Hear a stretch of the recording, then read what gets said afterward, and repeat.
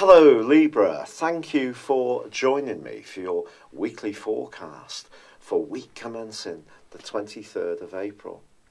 There continues to be a lot of activity in the part of your situation to do with home, family, emotions, your inner relationship with yourself. And quite honestly, you may surprise yourself by just how passionate you feel this week.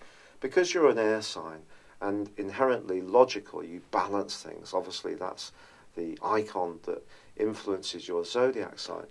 The surprise may come from, yes, something that really gets you very motivated, and you may find yourself wanting to articulate your desires in some way. Now, if you're working on some kind of project or idea which is to do with improving where you live or creating greater comforts, or you're someone who's actively trying to improve the fabric of where you live in terms of soft furnishings and things like that, then you may find yourself really seizing the moment as Jupiter forges a fabulous link with Mars and Pluto. But Saturn in the same zone, which obviously is much more challenging, that is forging a repeat right angle to Mercury, which of course was in retrograde until the 16th.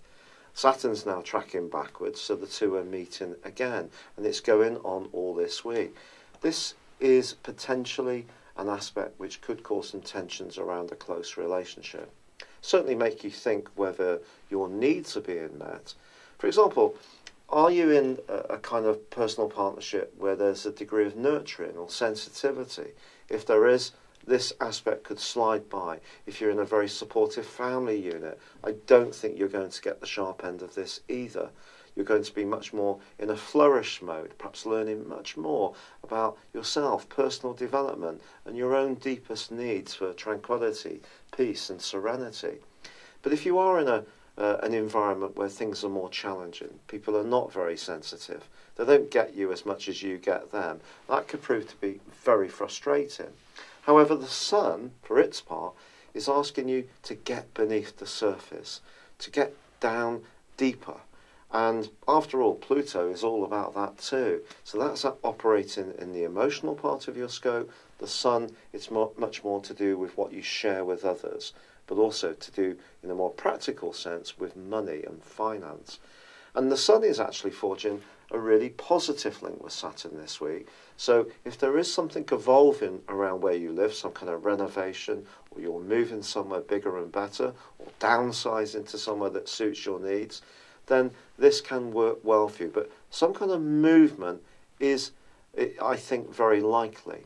Now, Venus, your ruler, is also on the move this week, moving midweek into the sign of Gemini, which is delicious for you because that's your sister air sign, and it's more playful, it's more liberated, it's more independent.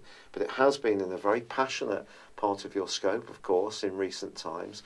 But it's as it pops into the sign of Gemini, I just think you may need some light relief at times. Travel, art, a film, music, anything which levitates your senses would be very welcome.